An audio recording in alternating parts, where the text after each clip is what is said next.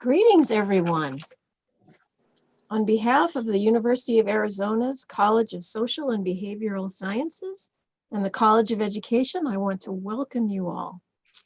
My name is Mary Carol Combs, and I'm a member of the faculty in the Department of Teaching, Learning, and Sociocultural Studies, and I'm also the director of the Education Policy Center at the College of Ed.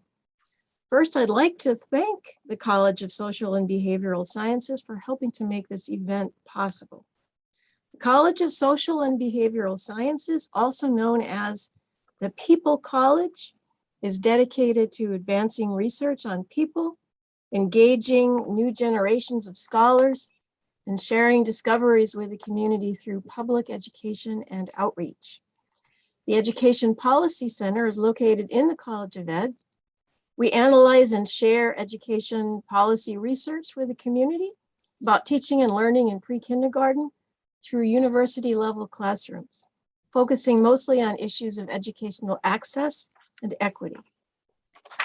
Now I have the distinct honor of introducing our guests and our moderator today. Noam Chomsky has been a member of the University of Arizona's faculty since 2017. He's a laureate professor in the Department of Linguistics in SPS. He's the Agnes Nelms-Haury Chair in the Agnes Nelms-Haury Program in Environment and Social Justice. Not only is he considered the founder of modern linguistics, he also is one of the most cited scholars in modern history. Among his groundbreaking books are Syntactic Structures, Language and Mind, Aspects of the Theory of Syntax, and the Minimalist Program, each of which has made distinct contributions to the development of the field. Most of us are also familiar with Noam Chomsky's scholarship and activism in foreign policy, Mideast politics, democratic society, and war.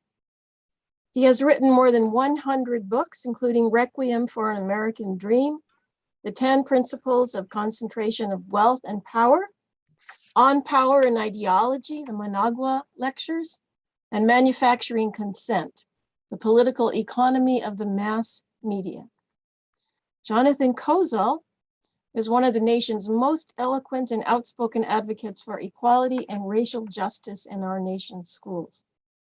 His work exposes the deep structural inequities in American schooling, a focus he has continued with his documentation of racial segregation, crumbling school infrastructures, discriminatory school funding formulas that deprive impoverished school districts from equitably serving children of color, while preserving resources for the wealthiest and overwhelmingly white school districts in our nation. He has written about these conditions through the stories of children, families, and communities in books like Death at an Early Age, Rachel and Her Children, Amazing Grace, Savage Inequalities, The Shame of the Nation, and many others. Our moderator today is Cindy Cruz, an associate professor in the Department of Teaching, Learning, and Sociocultural Studies, College of Education at the University of Arizona.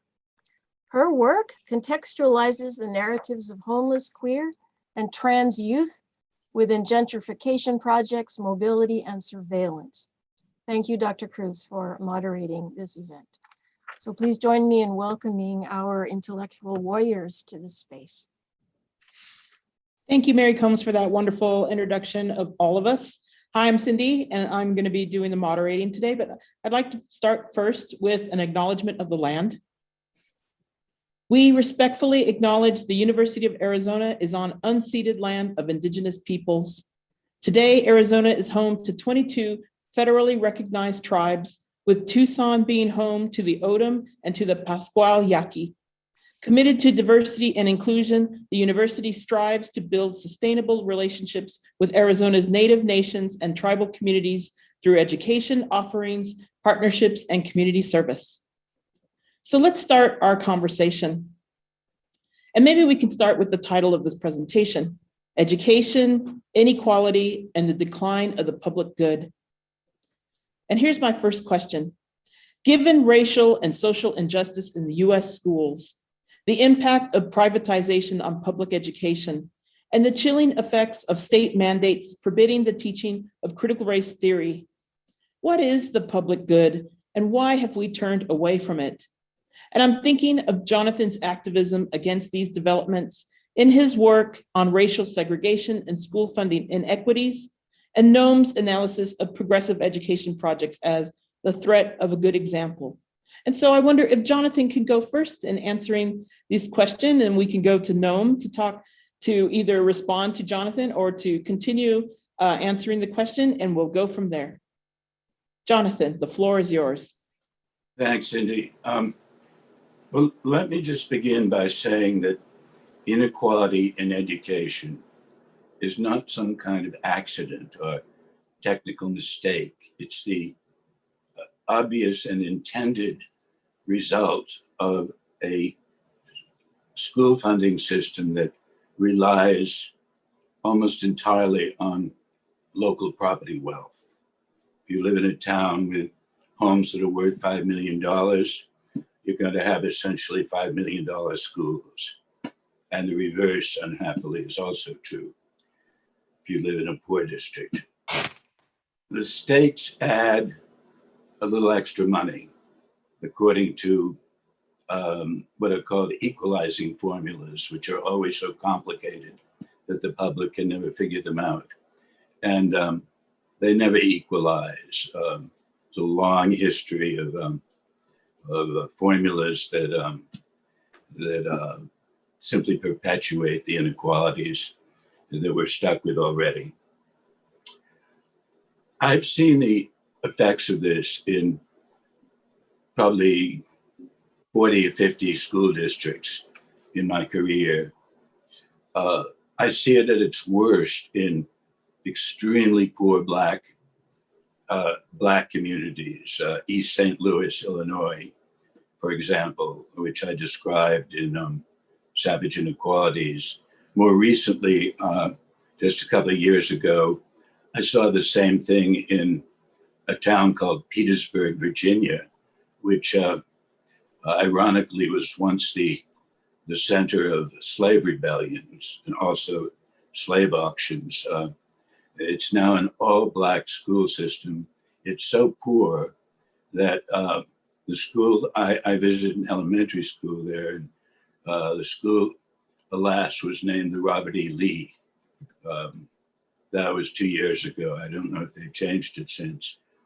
At the Robert E. Lee School, according to the superintendent, who was very honest with me,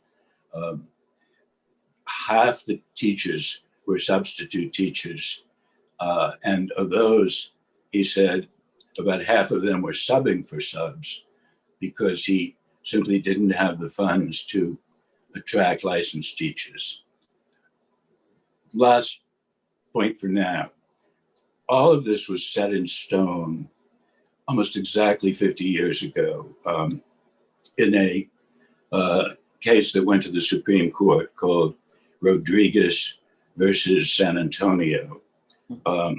Rodriguez, his name was Demetrio Rodriguez, because I later went and met him and talked with him. His children went to school in a section of San Antonio called Edgewood, which was wildly underfunded compared to the wealthiest neighborhood of San Antonio, which was called Alamo Heights. And he went to court and he won in federal courts at the local levels, but then the case went to the US Supreme Court. And there, a 5-4 majority in a decision that was written by Justice Lewis Powell ruled that the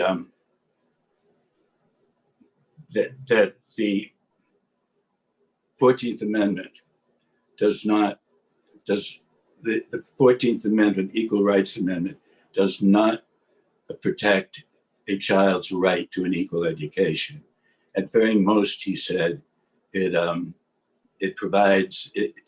requires a minimal basic education. So the entire rigged system was set in stone, as I said, 50 years ago, and the case has never been reversed. Powell made other atrocious, he wrote other atrocious rulings later in his career. But anyway, I just wonder if Noam would like to comment on that. I think that Noam has done some writing about Justice Powell. I'll leave it there for now. Justice Powell was a corporate lawyer, corporate lobbyist, appointed by Richard Nixon to the court. He had published a very significant memorandum called the Powell Memorandum, which was private, secret, but discovered by journalists and leaked. It was, I think, maybe 1971 or so. It was written to the Chamber of Commerce, and it said, business is not only losing its power and authority, which is bad enough, but the business world is being beaten down and destroyed. We're losing everything. The country has been taken over by wild radicals. I'm paraphrasing, as you can guess, but this is the essence. The universities are run by Herbert Marcuse and Marxists. Ralph Nader is destroying the economy by imposing all kind of crazy rules on business. We can barely survive under this hideous attack. And then he said, but this is a strange situation because we have the money. They don't have the money. We have the money. So therefore we should organize, get together, use the fact that we control the resources and make sure that business is back running the country. Wow. Of course, this was a totally paranoid vision. Business was always running the country. But there was a slight decline as a result of the activism of the 60s. And it's a little bit like a spoiled 3-year-old who has all the toys, but one of them's taken away from him, so he has to have a tantrum because he doesn't have that one. That's basically the Powell Memorandum. It was very significant. It was one of the factors that helped mobilize the business world to a major assault on the general society. It was one factor. It's part of the transition from what was called a regimented liberalism, embedded liberalism, the sort of New Deal style of the early post-war period, a period when a conservative like Dwight Eisenhower would say that anyone who does not accept New Deal policies, anyone who does not believe in the right of working people to organize freely doesn't belong within our political system. You don't hear those words today, even from so-called progressives. It's a sign of how things have changed in the last 40, 45 years of concentrated class war. That's called neoliberalism, basically class war. Powell Memorandum was one of the factors that led to it. Turning to education, that was on the right-wing side. Let's turn to the liberal side, which is often much more revealing. About the same time, a little after the Powell Memorandum, a very important study was released, which I urge you to read if you haven't done so. It's called The Crisis of Democracy. It was the first publication of the Trilateral Commission. Trilateral Commission is an institute of liberal internationalists from the three major democratic centers, United States, Europe, and Japan. Get the tenor of the Trilateral Commission. It virtually staffed the Carter administration. That's the Trilateral Commission. So what's the crisis of democracy that they were concerned with? Well, it was kind of a more polite version of the Powell Memorandum. They said in the 1960s, sectors of the population that are usually passive and quiescent started to enter the political arena to press their demands. And that created a crisis. There was too much pressure on the state, couldn't meet all these demands. Notice this, who was the, they went on to talk about what they called the special interests, like young people, old people, women, farmers, workers, in short, the general population. There's one group they didn't talk about. They represent the national interest. They didn't say this, I'm adding it. The national interest is extreme wealth in the corporate sector, the ones that Powell was mobilizing. But they no longer are pursuing their interests without interference. So we have a crisis of democracy, and we have to have what they called more moderation in democracy. Special interests should go back to passivity and quiescence and leave it to the better types like us who will make sure that we take care of things for them. They talked about education. They were concerned that the educational institutions, the schools, the universities, the churches, were not properly doing their job of indoctrination of the young. Their phrase, not mine. They're not pursuing their job of indoctrination of the young effectively. That's why we have these people out in the streets demonstrating, opposing the war in Vietnam, calling for women's rights, racial justice, and so on, and causing all this turmoil. This is what's called the time of troubles of the 1960s, which greatly civilized the society. That's the liberal side of the spectrum. Well, this is part of the intellectual background for the business assault that began with the late Carter years, escalated with Reagan in the United States, Thatcher in England, what's called the neoliberal period, which is in effect a period of bitter class war. The question mentioned that we seem to have abandoned the public good. It's not quite accurate. We didn't abandon the public good. The leadership of the country, responding to the power of concentrated wealth and corporate power, they abandoned the public good. And we've seen it very clearly. There are one way we see it is the destruction of the educational system, defunding of schools, defunding of colleges, state colleges, you know it very well here, also all over the country, the effort to shift the public education, to privatize the public education system, essentially to destroy it. The leaders of this movement, the neoliberal economists like Milton Friedman, who was the economic guru, he was quite open and frank about it in these years. Could I jump in on that, Noam? When you mentioned Milton Friedman, it's not just the charter school phenomenon, which is, in a sense, a sweetened version of Milton Friedman's voucher plan.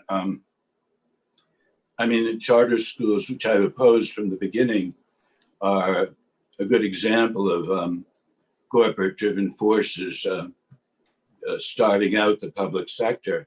But the private groups are also coming into public schools. Public schools are contracting with these private groups to come in and retrain their teachers in business modeled methods of maximum efficiency. And this is a booming industry now. A school in right here in Lawrence, Massachusetts, a segregated school.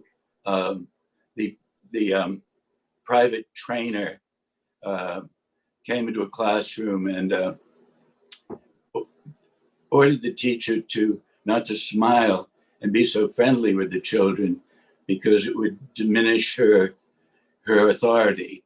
The teacher had to wear an earpiece in her ear so that the trainer could talk to her while she was teaching her children.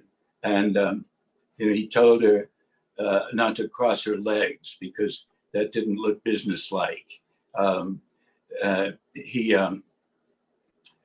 told her to stand in mountain pose.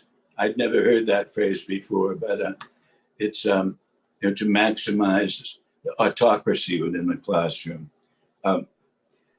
The business world has also moved into public education in another way.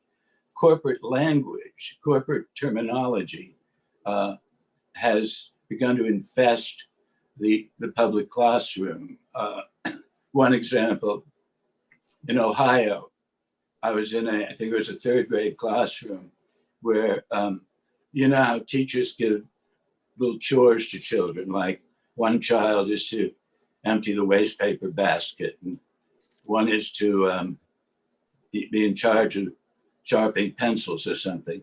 In this case, every position was described as a managerial position. There was actually a waste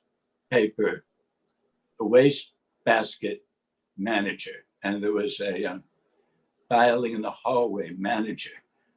There was a pencil sharpener manager. There was a classroom bank in the school. I've seen this in many places now, where the children would deposit simulated money, which they earned by obedient behavior, and then if they needed some of that money to purchase what was called a classroom privilege, they could borrow it from the classroom bank.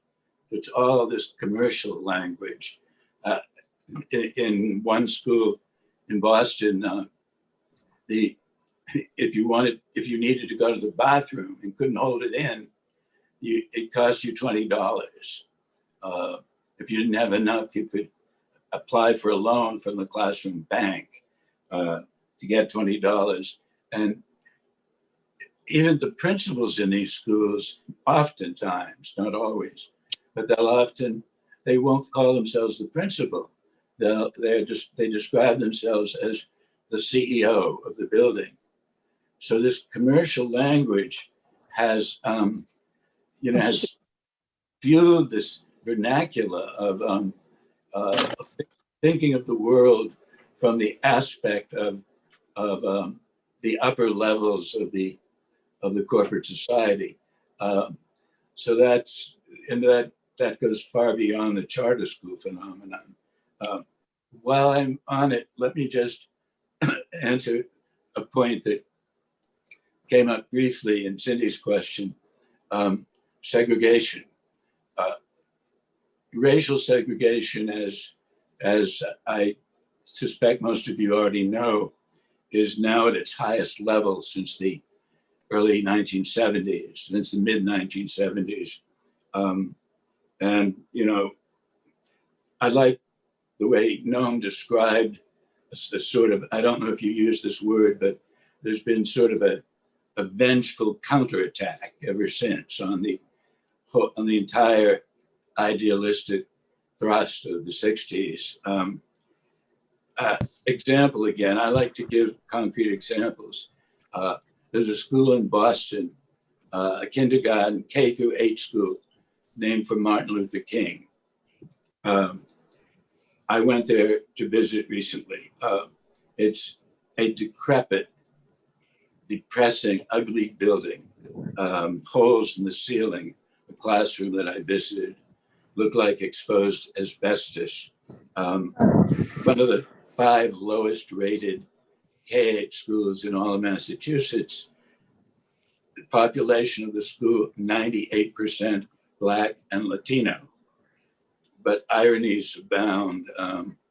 The mission statement of the school, which is on its website, says, this school, let me get it exact, this school exemplifies the true meaning of Dr. King's dream.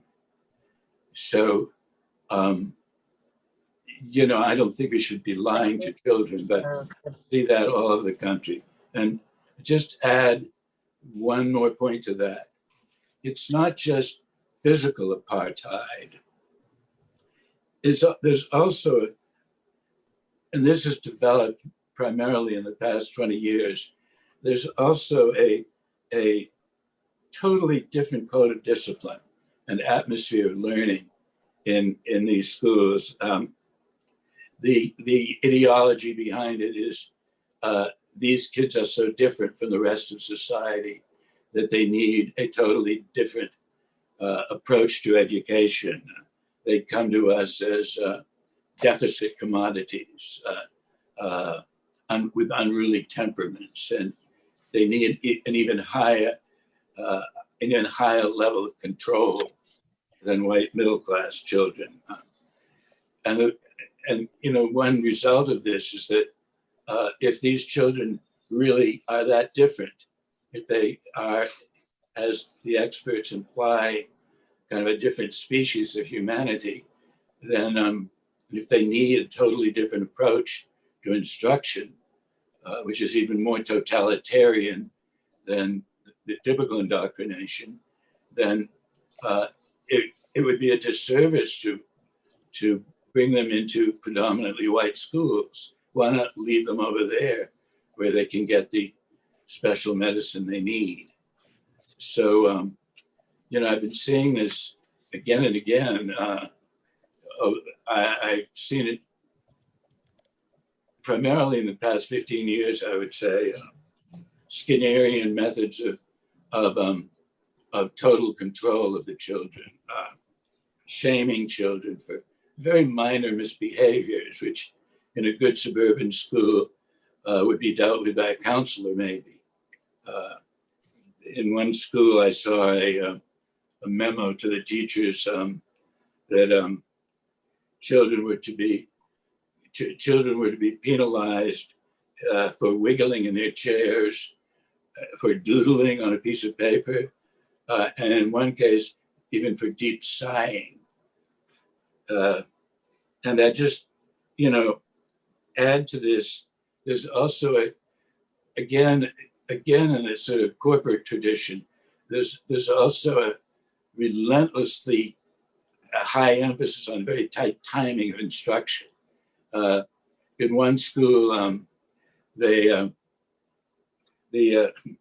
again, I saw this as a script that was to be handed to the teachers, which they were then to read to the children. And it went like this.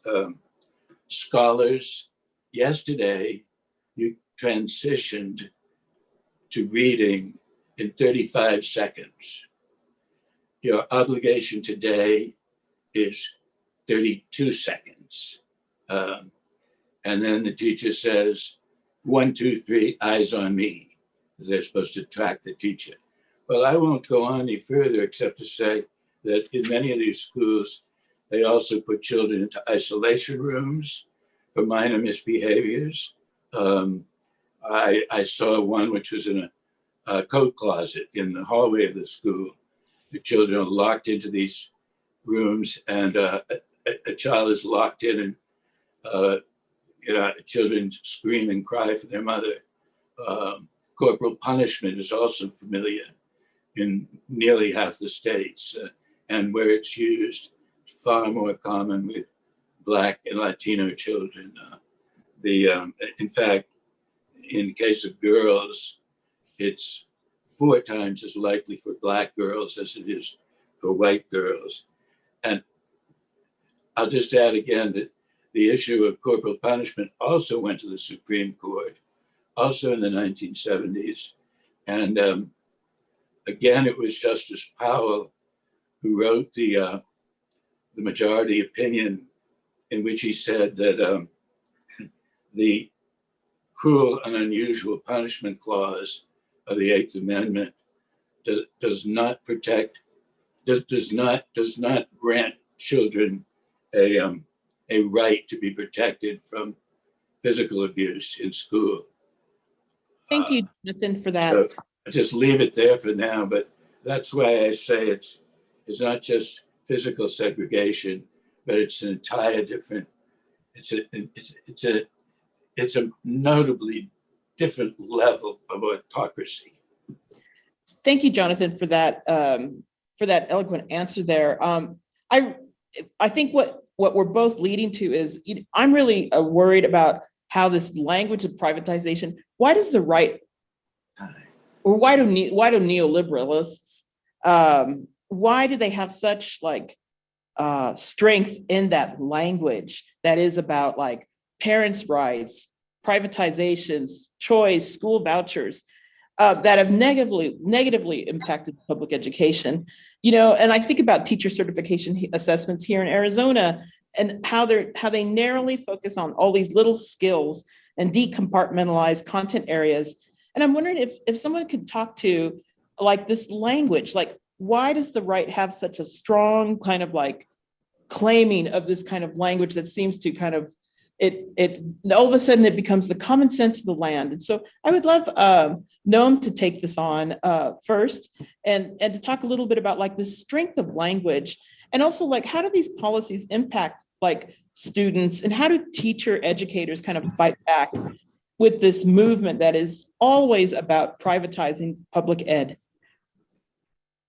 Well, the concept of privatization is part of the general system of class war.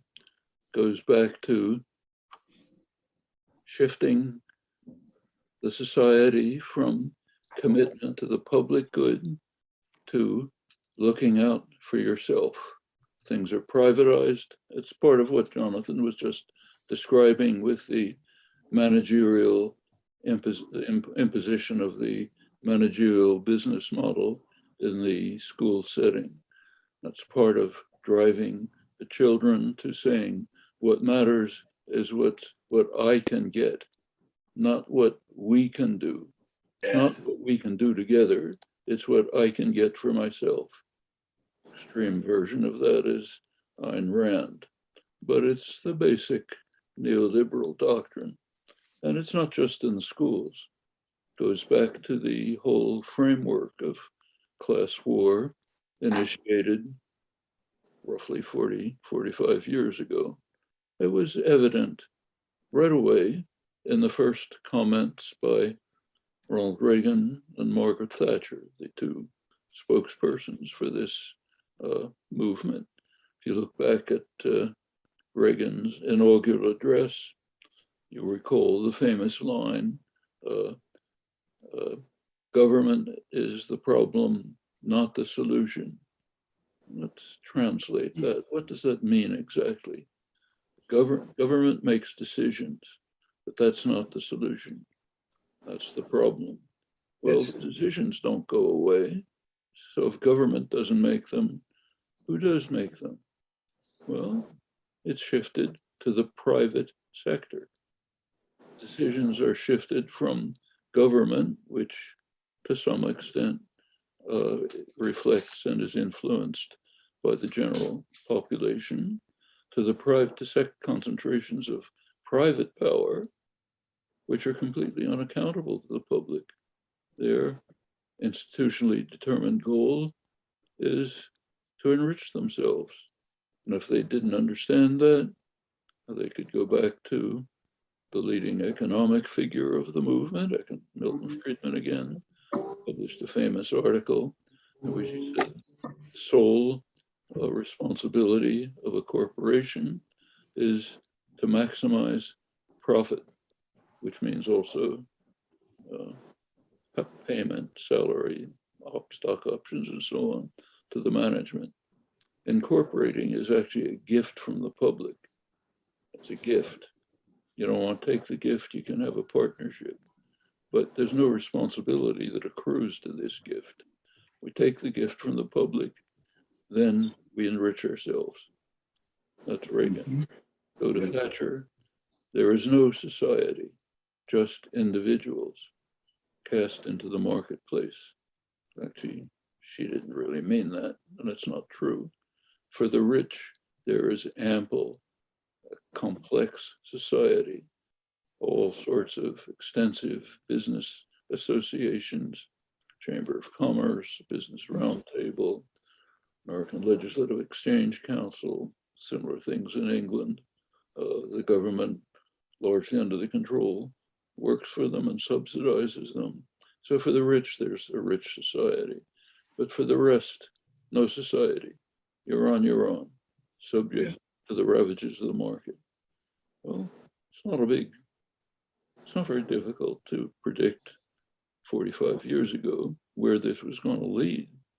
We now see that the prediction was verified. In fact, we even have measures of it. The Rand Corporation, super respectable, just did a study of the transfer of wealth. I would say robbery, but they're polite. The transfer of wealth from the lower 90% of the population to the top, basically 1% or fraction of 1%. Their estimate is about $50 trillion of robbery of the working class and the middle class to the very top, meaning a fraction of 1% mostly, during this 40-year period of class war. And that's only part of it. But imposing discipline in the schools, the privatization, the elimination of public participations, just private, all of the discipline that Jonathan talked about, all fits together. It's all a unit. I might add a word about segregation. The first reaction, immediate reaction to the Supreme Court decision banning segregation back in the 50s, the first reaction to it was privatization. That's right. Yes. Pioneered in Virginia by initiated policies to have publicly funded private schools, which would enable a white population that didn't want to be in mixed schools to leave the public school system and to go to publicly subsidized private segregated schools. This was shot down by the Supreme Court in 1968. And it's at this point that Milton Friedman and other neoliberal economists came into the game and developed means to propose to develop the same ideas, but without overt mention of race, using other kinds of notions like markets or choice or parents' rights or some other thing. So restructure it so that you could, in fact, privatize the system at public expense. And again, Friedman, to his credit, was very frank about it.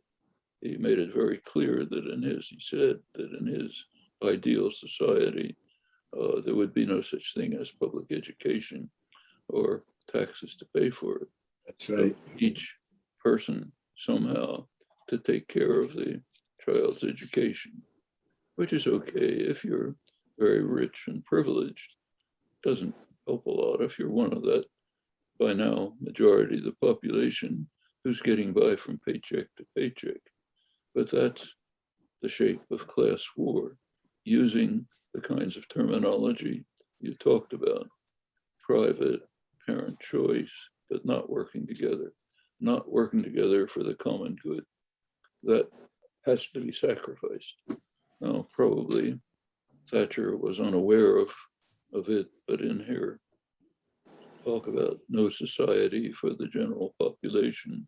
She was actually paraphrasing Marx and Karl Marx.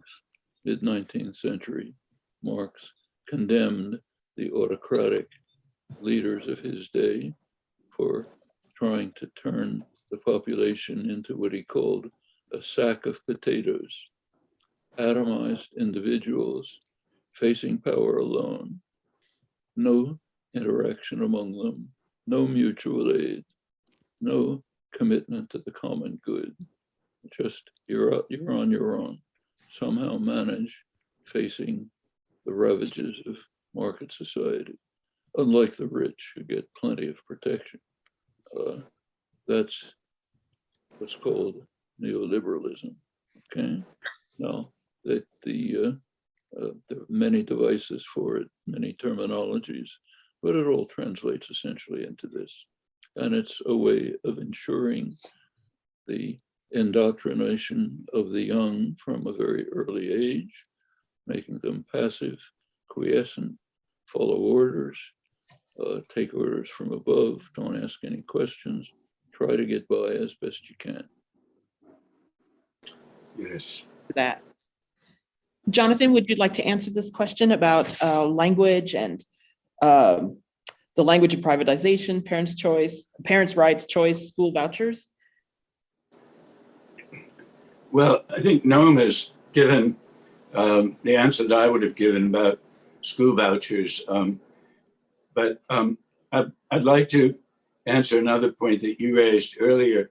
The obsessive testing that's overtaken our public schools, and this awful business of judging children by the numbers we can plaster on their foreheads. To me, this is reminiscent of the era of eugenics, when the measurement of children by IQ tests and standardized examinations was developed and promoted by very prominent eugenicists at Stanford and Columbia, for example, as a way of sorting out the most and least deserving.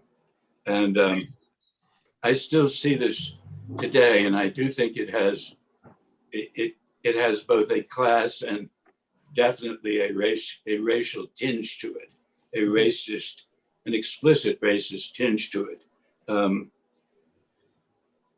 And sorting kids starts even earlier now than in the era of eugenics back in 1910, 1920.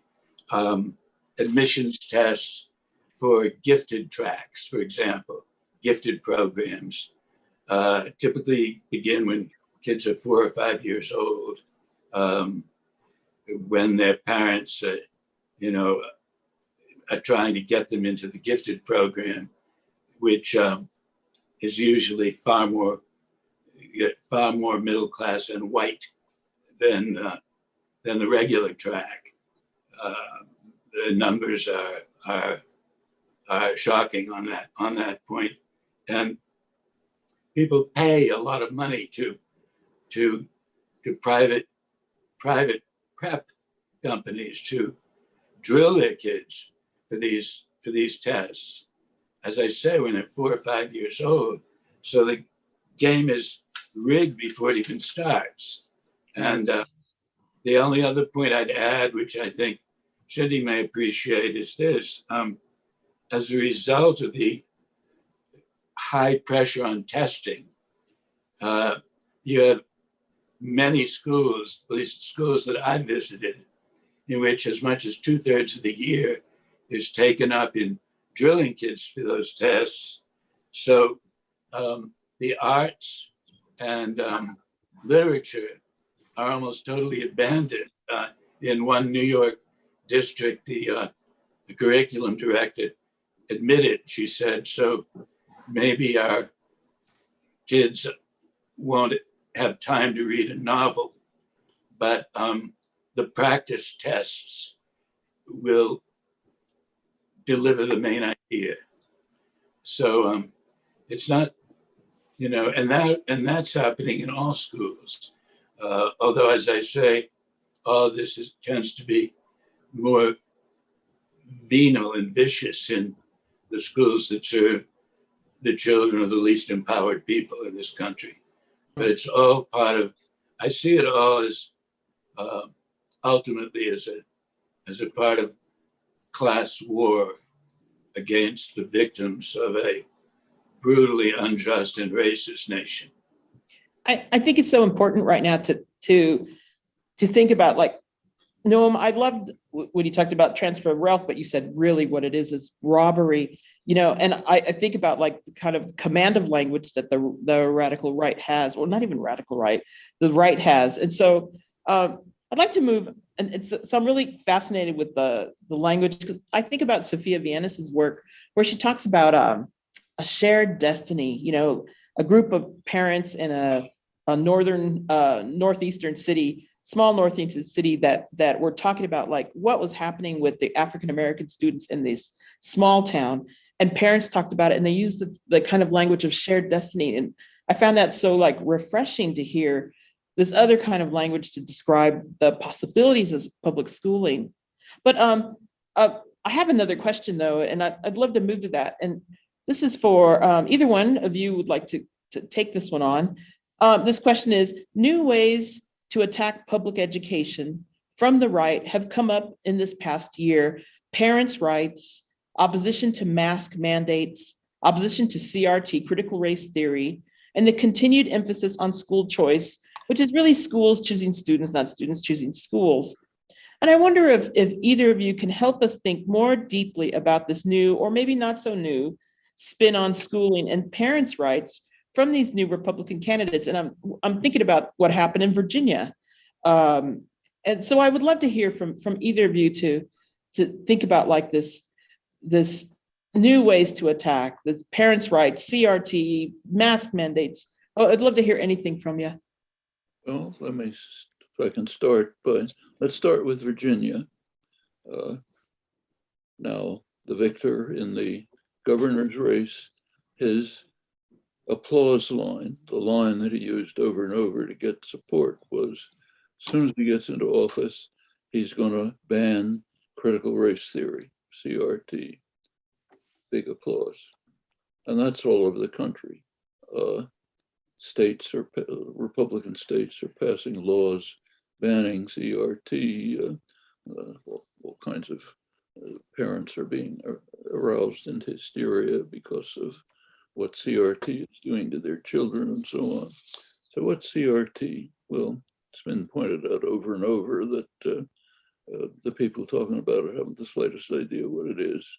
But the people who are pushing it do know what they mean, and they've said so. You've perhaps seen the description of what they're doing by the leader of this offensive, Christopher Rufo from the Manhattan Institute. I don't want to paraphrase his words, so I typed them out because it's important to know just what's going on. This is the leadership of the CRT offensive. We have successfully frozen their brand, critical race theory, into the public conversation, and are steadily driving up negative perceptions. We will eventually turn it toxic as we put all of the various cultural insanities, meaning anything about social justice, under that brand category. The goal is to have the public read something crazy in the newspaper and immediately think critical race theory. We have decodified the term and will recodify it to annex the entire range of cultural constructions that are unpopular with Americans. He's talking from the far right. By Americans, he means people who are offended by calls for social justice, for women's rights, for the rights of minorities, who want to pay attention to the reality of American history instead of just applauding ourselves for our magnificence. This is we have. Eileen, you want to get your instrument? Sorry? I No, it's not Mark Ruffalo. It's Rufo. I think his first name is Christopher Rufo of the Manhattan Institute. There are others who have already given lists of Rufo, R-U-F-O, the lists of books that have to be banned. Part of the Virginia onslaught was banning Toni Morrison's Beloved. You recall, that was a major issue because it deals with slavery. You're not supposed to make certain groups of people feel bad by talking about the fact that Virginia was the major slave state. In fact, you go back to the early 19th century, Virginia was actually in favor of banning the slave trade, supported Britain when Britain banned the slave trade.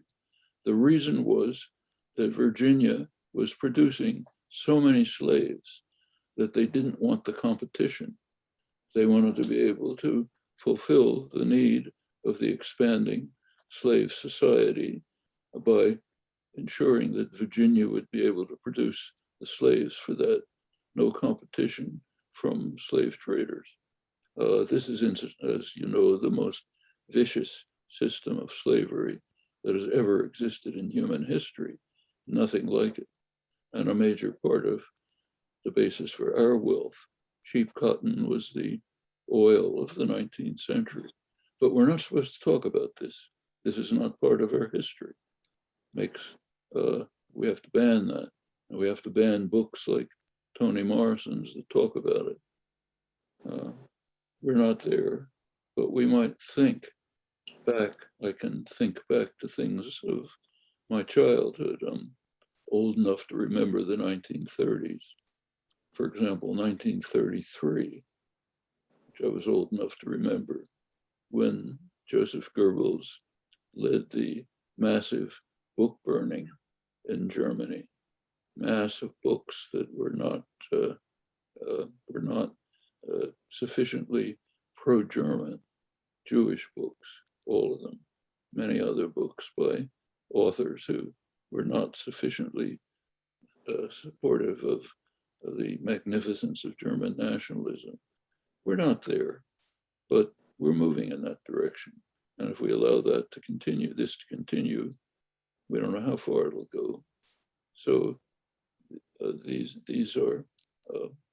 this is what critical race theory is, the way it's intended to be used to take the entire range of cultural constructions that are unpopular with the right wing. Anything involving social justice, anything involving women's rights, Black rights, the hideous legacy of 400 years of racism, the rights of people of color, of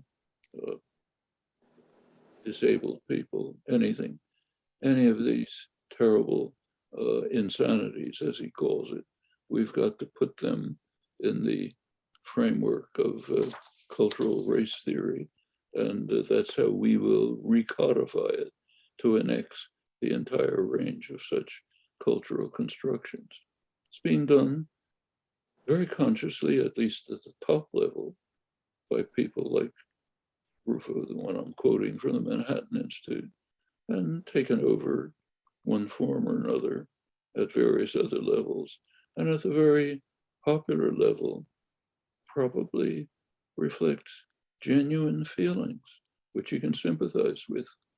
I don't want my child to go to school and be told that because of his white skin, he's an oppressor and a traitor to humanity.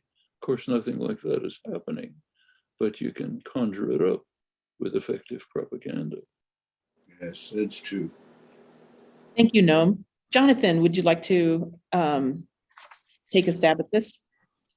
Yeah, the entire storm around critical race theory, it draws me back to the work of Paulo Freire, the great Brazilian educator whom I first met in the summer of 1969 in Mexico. I still recall that I received a phone call from a priest, a leader in the Liberation Church, who asked me to get on a plane and fly and spend some weeks talking with Paulo Freire. And those weeks changed my thinking about education forever. I was a very young teacher then, but the storm of resistance to critical race theory has now become, as Noam pointed out, something of a political tornado. And the right wing has been very skillful in manipulating white parents or middle-class parents or any parents to see this as some kind of a threat to their well-being, which it is not.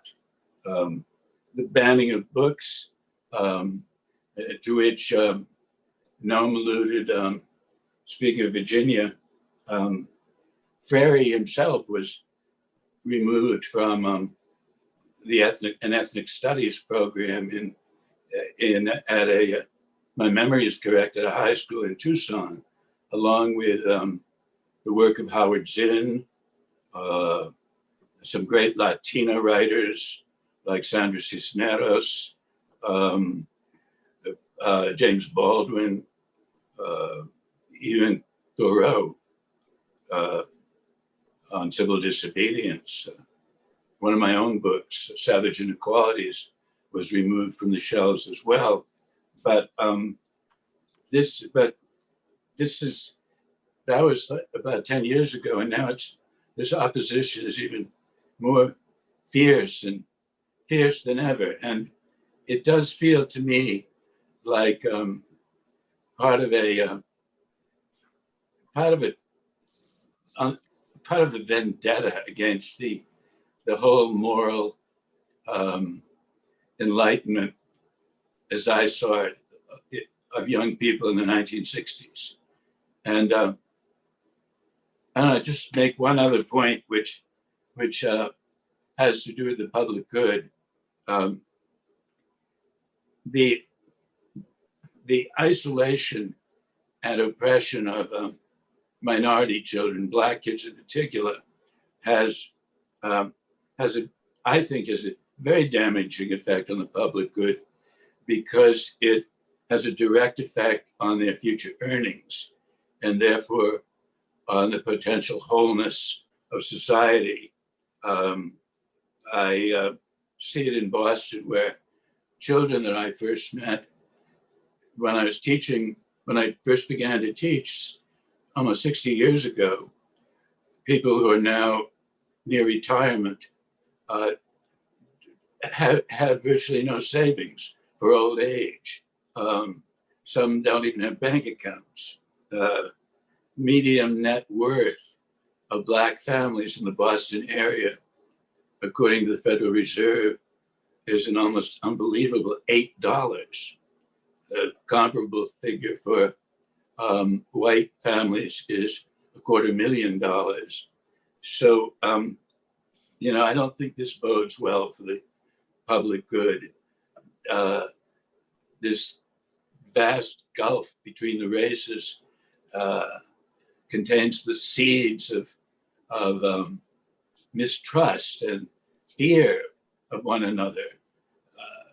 That one of my main reasons for having such strong, persistent views on racial segregation in our schools is that it prevents young people, white, Black, Latinx, Asian, from getting to know each other in a good way when they're still too young to hate and fear each other. And again, I think it plants the seeds of it makes us strangers to each other. Mm-hmm. And I think that's a devastating blow to the public good. I'll leave it there now. I agree with that. You know, we And I are. just and I Oh, just add, when it comes to social struggle, it means that when they're adults, they don't see each other as potential allies in a struggle against the ultimate oppressor. Uh, so it makes it much harder to organize across racial lines.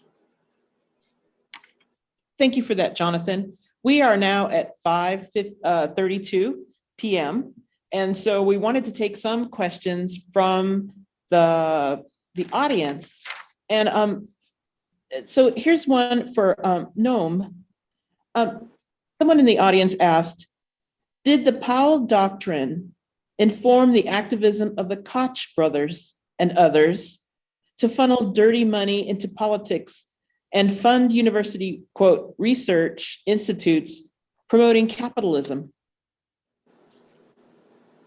I don't know the detailed answer, but I suspect that they didn't need the Powell Memorandum to discover that idea. I think the Powell Memorandum was an important phenomenon which galvanized efforts that were already underway in many circles to reverse the New Deal programs. Actually, business strongly had opposed them all the way, and had finally gotten to the point where they felt powerful enough to reverse them and to return to a system of overwhelming dominance of the society by the very rich and the corporate sector. Koch brothers had their own motivations, not just in education. We should bear in mind that the Koch brothers are responsible for one of the most dangerous developments in modern society, in fact, in human history, namely the conversion of the Republican Party to a climate denialist party. That's very important to recognize. It's not built into the party. When John McCain was running for president in 2008, he had a mild environmental program as part of his platform.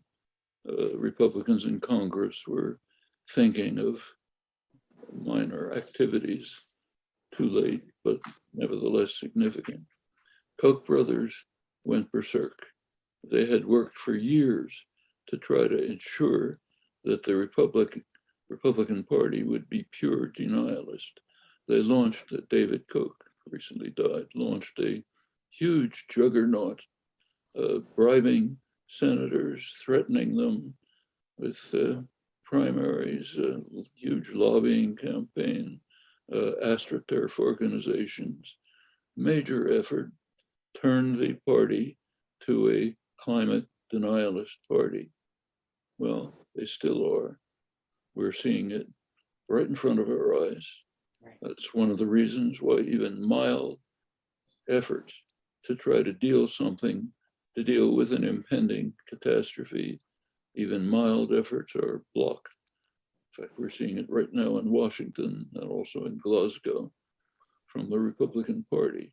That may doom us. That may doom human society unless it's reversed.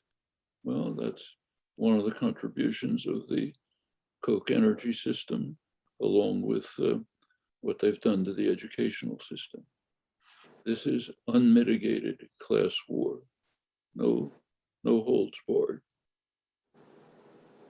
It's interesting to hear it and to kind of think on those terms. I have another question for either respondent.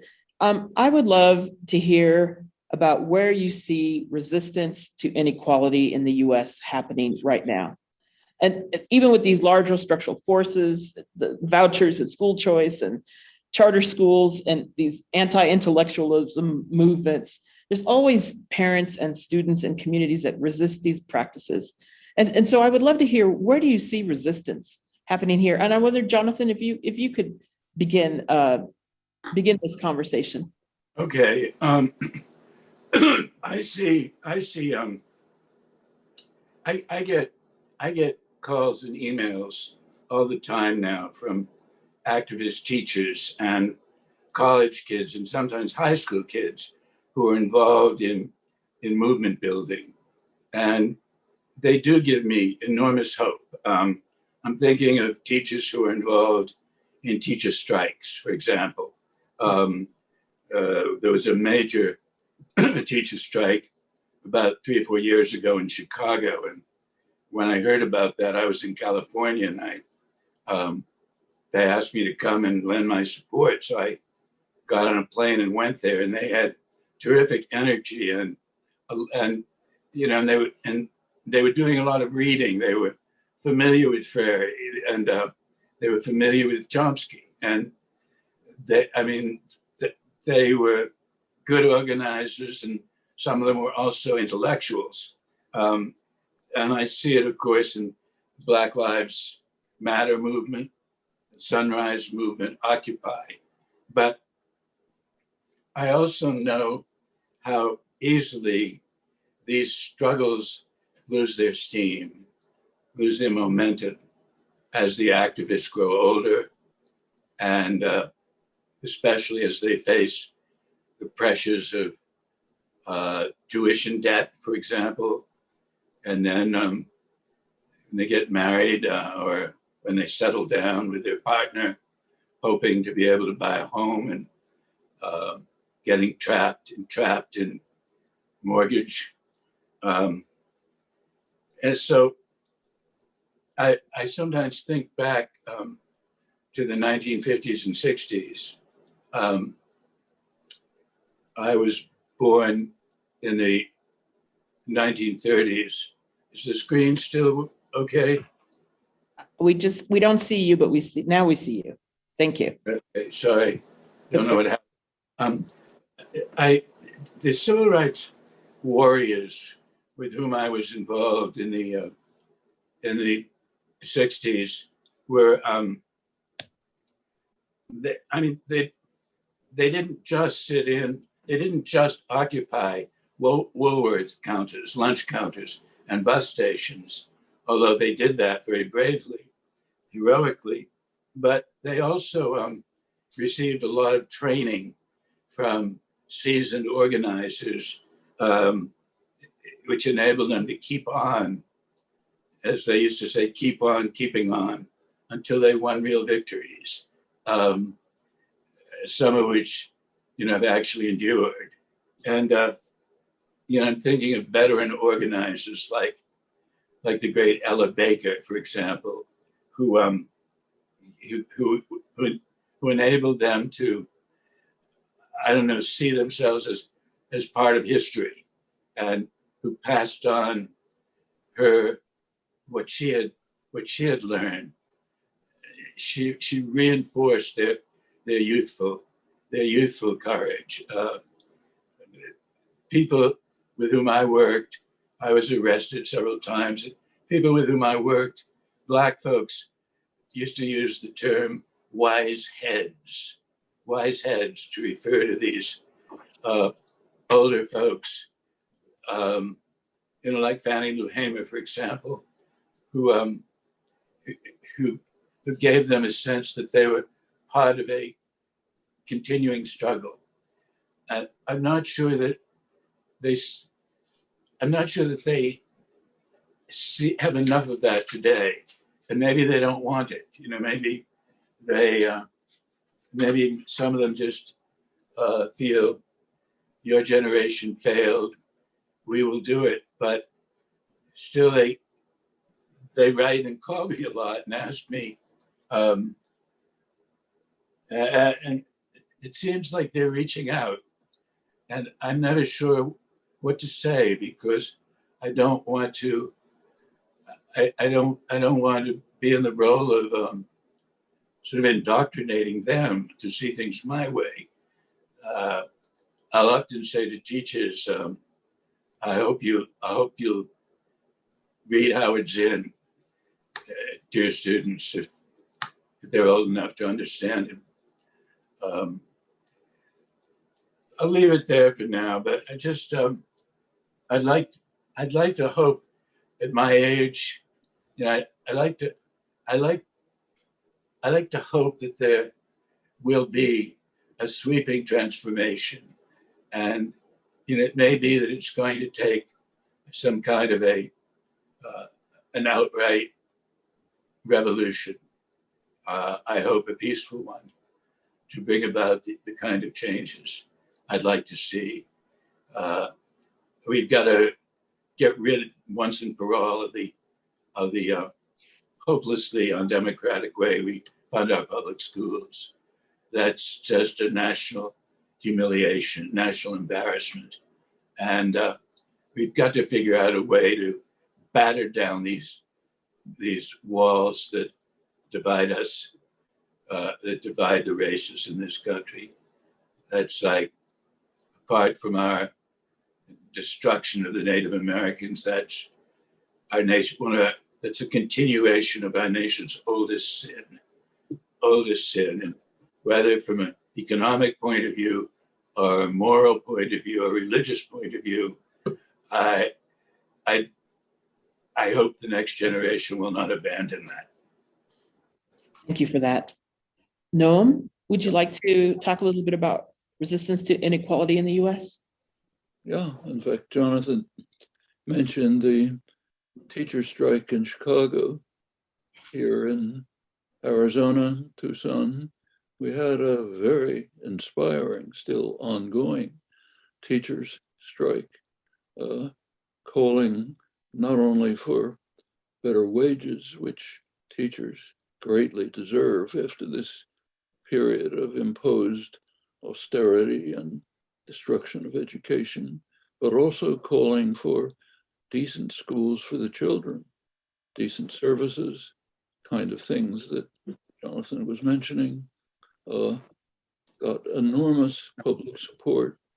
You know, drive around Tucson, you saw signs supporting the teachers all over the place, storefronts and so on.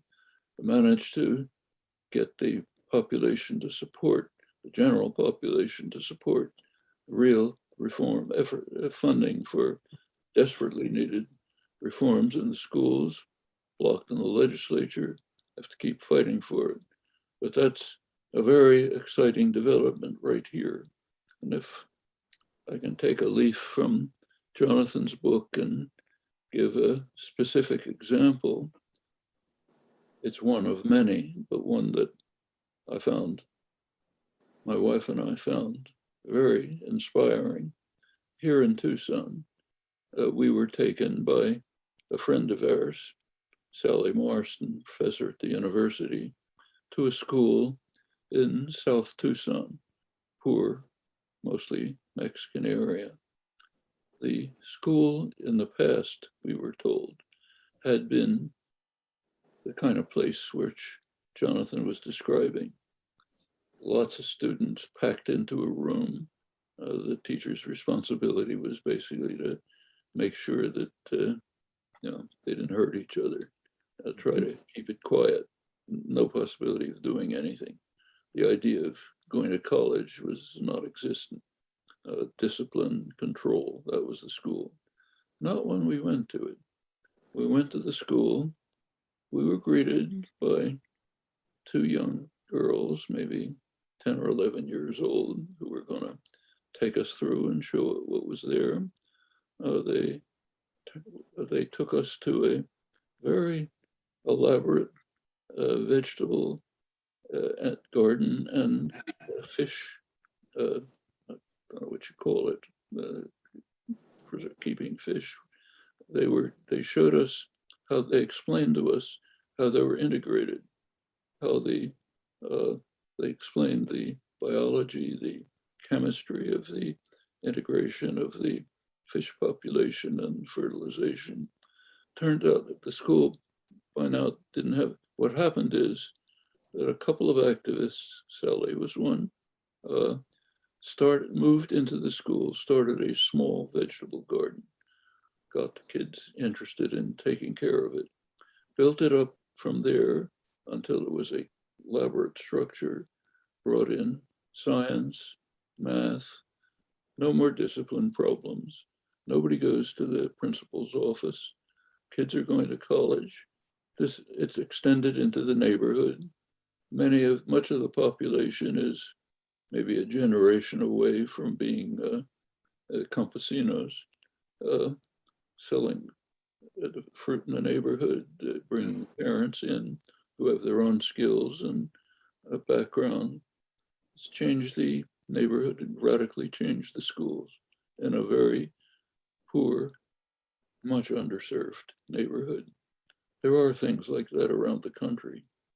I mentioned one other one, which I happen to know of in Massachusetts.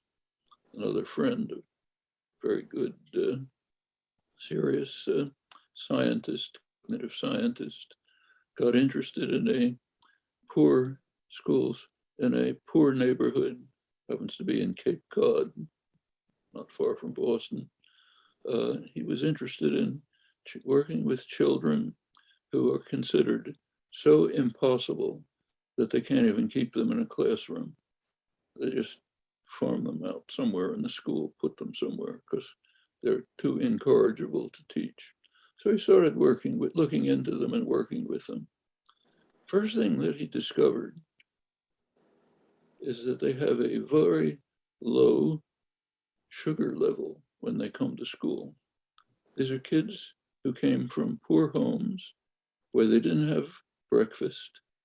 They traveled on a school bus for an hour. They finally get into school, very low glucose level. They are out of their minds, don't know what to do with themselves. But they used to be put right into an arithmetic class. They couldn't handle it and they had to throw them out. Well, what he did instead was give them candy, gave them a couple pieces of candy, gave them a half an hour to run around in the schoolyard and get rid of their excess energy, then come in and start some activities, not the kind of teaching that Jonathan was describing, which was ridiculed in the 18th century as being the most absurd imaginable kind of education. It was ridiculed as pouring water into a vessel and then letting it come out in tests. Absolutely worst kind of education, regarded as a total absurdity in the 18th century. It's now called teach to test. It's what's imposed, not that kind of education. So this friend of mine gave real education, getting the kids interested in a topic, letting them pursue it, helping them shape the way they were pursuing it. Won't go through the details, but the end result is after a couple of years that these kids who were so incorrigible that they couldn't be kept in classrooms are now outperforming the better schools in Massachusetts. There's a lot of things that can be done. There's a lot of resistance of this kind all over the country, all over the world. It has to be, as Jonathan said, organized, integrated, working together on a broader scale, but it can be the way to bring about that peaceful revolution that Jonathan was envisioning. Thank you, Noam, for that answer. We have some really interesting questions in the question and answer. So I'm going to pick one from here. Acknowledging, so could be for either person. Acknowledging the fact that standardized testing has the unfortunate ability to be biased based on the capacity of affluent, privileged students to pay for prep courses to improve their performance on those tests. What alternatives are there to standardized testing as a means to determine individual merit and ability that is then used to determine acceptance into advanced placement programs and higher ed? So I don't know who'd like to go for that one, but that's interesting about standardized testing, individual ability, advanced placement programs, and higher ed. We shouldn't be testing the children at all to determine those things. That the giving children standardized exams tells us nothing about them except that they've been trained in the tricks of test taking. And the worst part of it is that, as I've mentioned, in the so-called low-performing schools, the poorest schools typically, with the most minority children, they are spending, as I said, often, it's no exaggeration, according to teachers, often as much as 2/3 of the year doing nothing except giving children what are called practice texts. Sometimes they call them practice tests. So it, apart from everything else, it drives out all cultural capaciousness, all the wonderful unpredictability.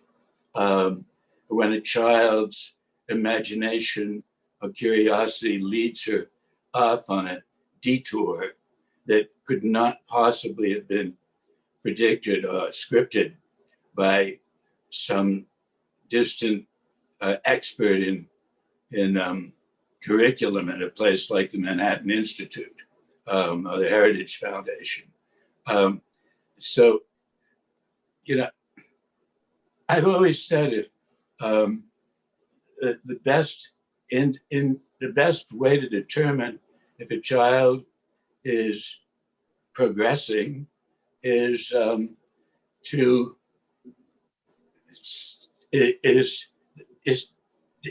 it depends on it ought to be given. We ought to trust teachers enough to make assessments of children. Is this child falling behind? Is she learning to read? Can she actually read these words? Also, does she like to read? Does she take any pleasure in reading? Does she is this child a generous human being? Is she kind to other children, or is she totally acquisitive and sauve qui peut, just all for herself or himself? So, if we are going to test children, I certainly hope we look at things that can't be measured by a number, and nobody can measure with a number whether this child is going to be a kind and humane and wise adult citizen. And nobody can measure with a number whether this child is going to be able to discover her own voice and add to the richness of poetry and culture and music and beauty in America. So the problem with our obsession with testing, the ultimate problem for me is that the things that matter most cannot be measured by a test. And I see this as the revenge of the right wing against the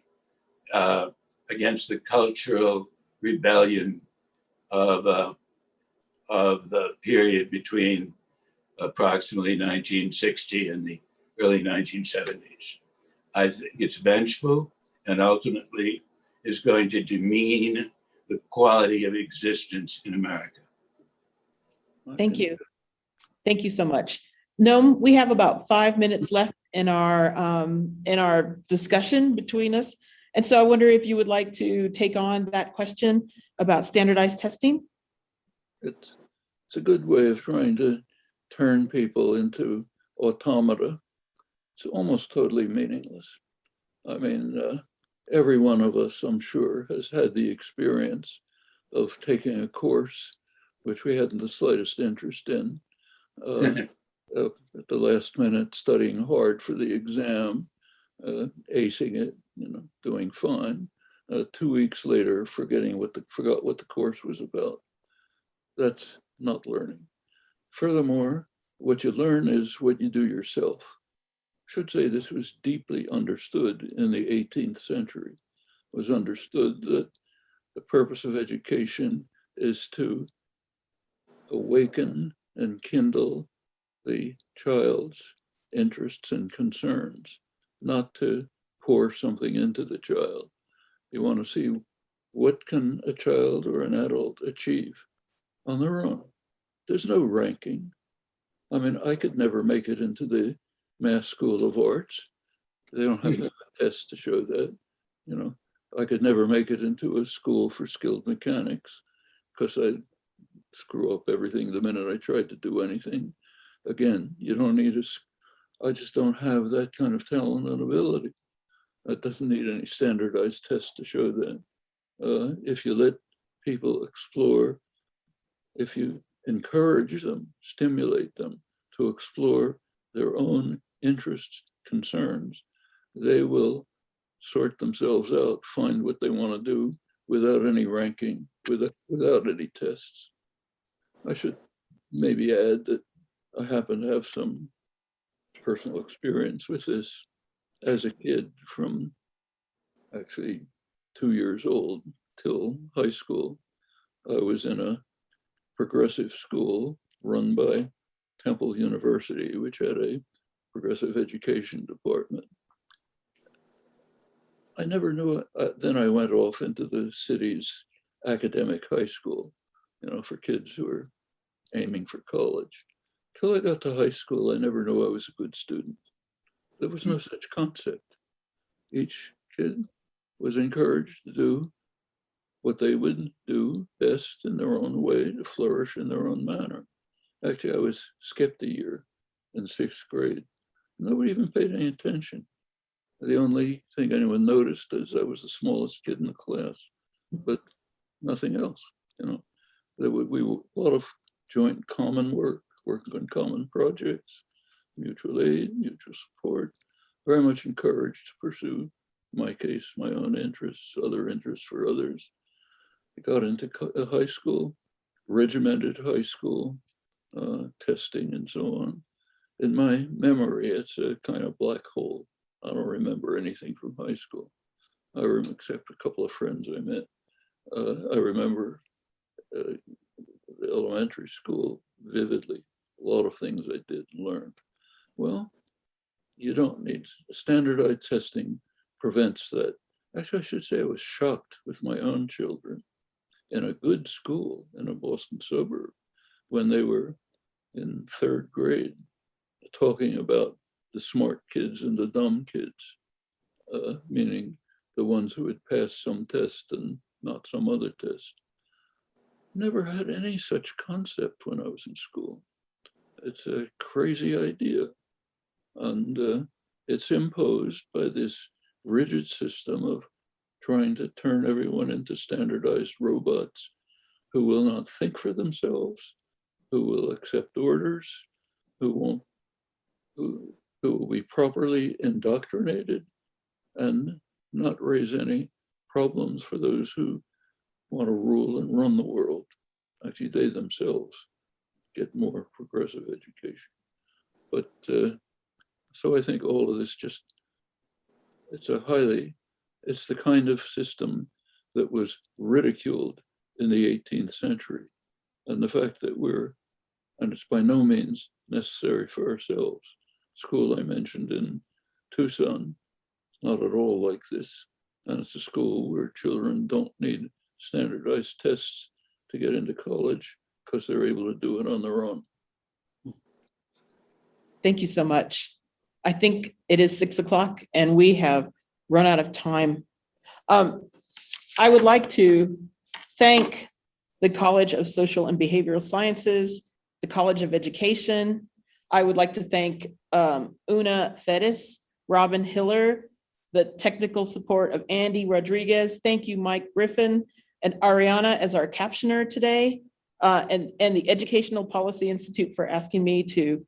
I'm honored to be in the same space, even if it's virtually, with both of you, Jonathan and Noam. This has been a great honor. You've given us all new language and new ways to think about what's happening with our public schools. And I thank you both for that. Thank you so much. Thank you.